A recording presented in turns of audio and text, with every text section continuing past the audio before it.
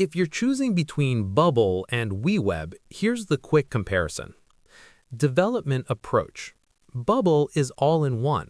You build front-end, back-end, database, and workflows inside one editor. One developer can handle everything, but it can feel overwhelming at first. WeWeb is front-end focused. It connects to external backends like Supabase or Yano.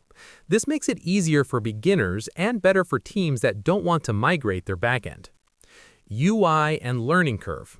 Bubble can feel complex because you manage everything in one place. WeWeb is easier to navigate since it focuses only on the front end. Design. WeWeb has stronger front-end flexibility.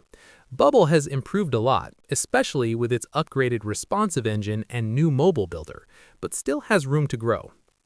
Workflows and logic. Bubble handles complex workflows and database logic natively. With WeWeb, heavy logic is expected to run in the backend. Performance and flexibility.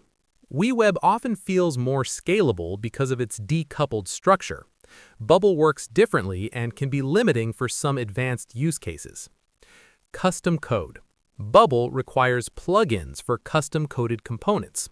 WeWeb allows importing NPM packages and Vue components more easily. Bottom line, choose Bubble if you want an all-in-one full-stack builder. Choose WeWeb if you want front-end freedom with back-end flexibility.